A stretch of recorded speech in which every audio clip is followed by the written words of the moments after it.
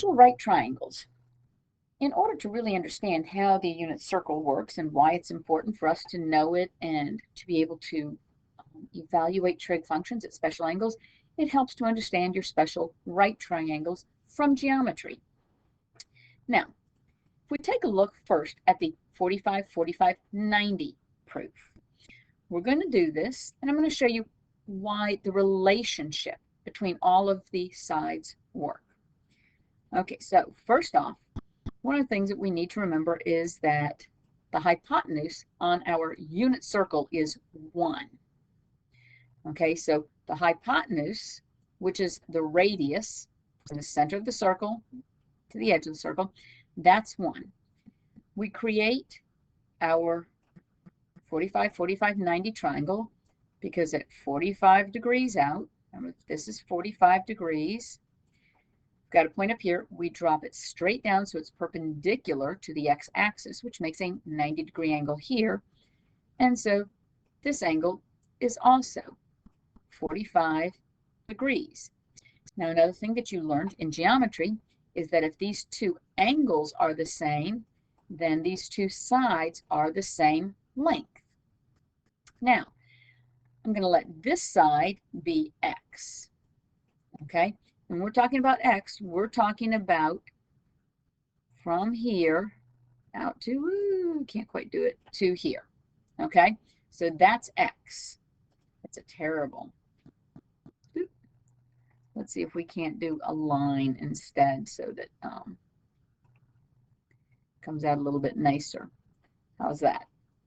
So this distance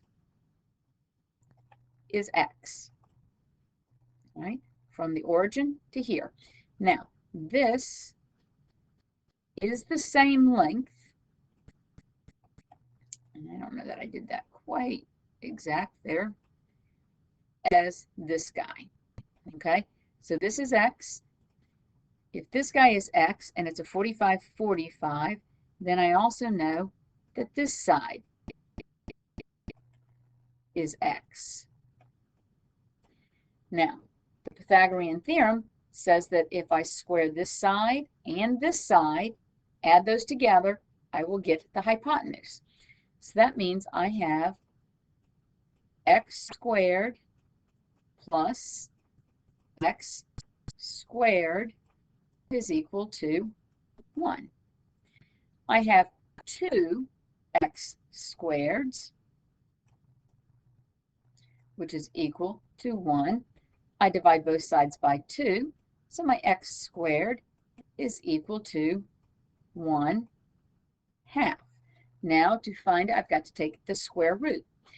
I'm going to take the square root of both sides, and I'm only going to consider the positive root because I'm looking for the length of the side of a triangle, and a negative value would not make sense. So x will be equal to the square root of 1/2. But remember, we can't leave a fraction under a radical.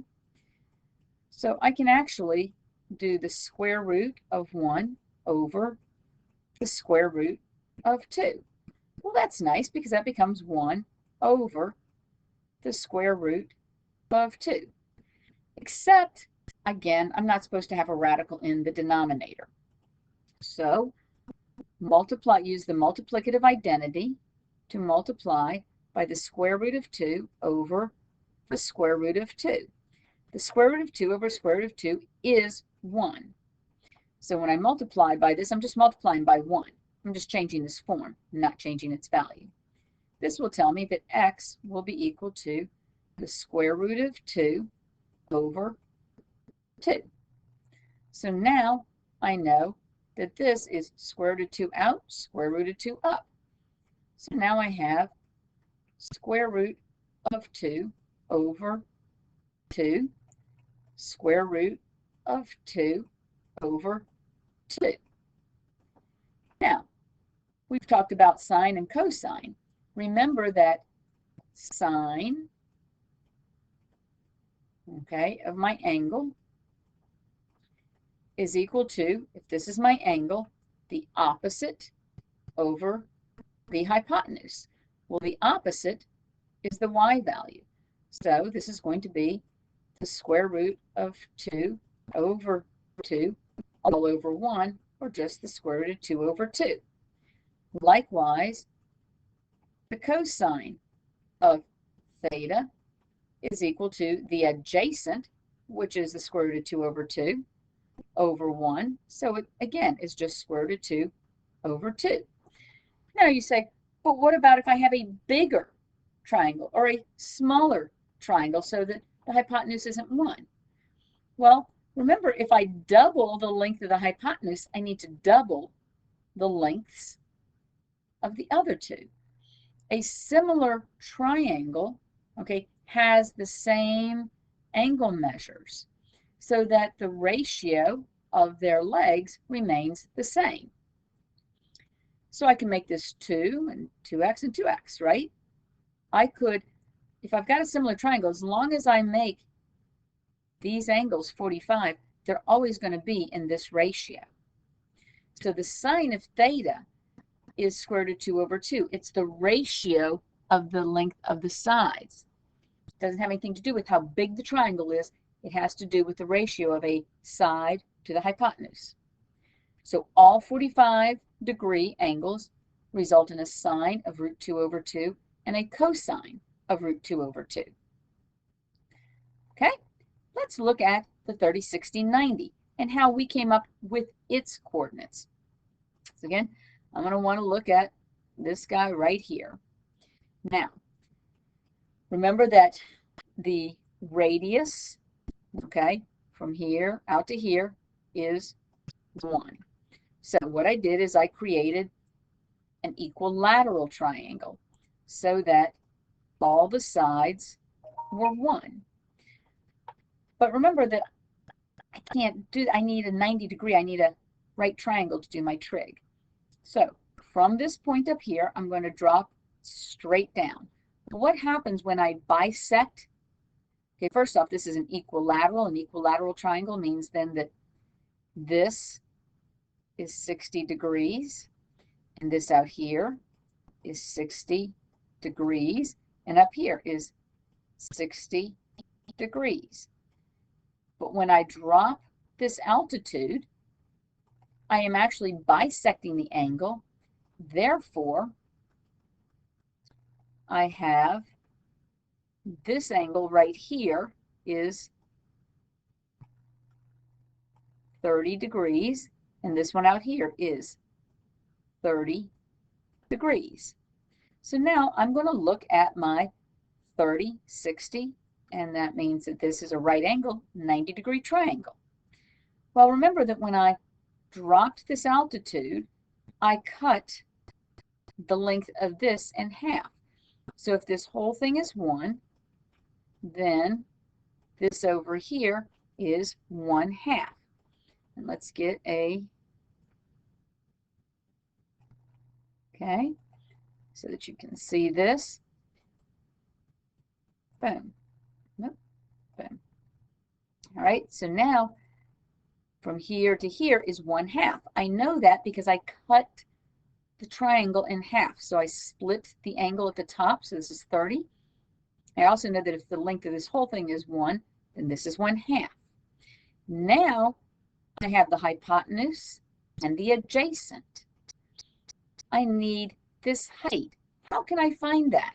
Well, I know that the length of one of the legs squared, so 1/2 squared, plus this length, and this is going to be my long side. Remember, this is my short side, this is my long side. So my long side, if I just make it, I'm just going to make it S, okay, and I've got to square it, will be equal to the hypotenuse squared. Now let's go ahead and square 1/2, and I get 1/4 plus S squared, and 1 squared is 1. But I'm going to make this 4 over 4. That's the same thing as 1, but now when I subtract 1/4 from both sides, I'll quickly and easily see that I have S squared is equal to 3/4. Great. Now I need the square root. Again, I'm looking for the length of the side of a triangle, so therefore I'm only going to look at the positive.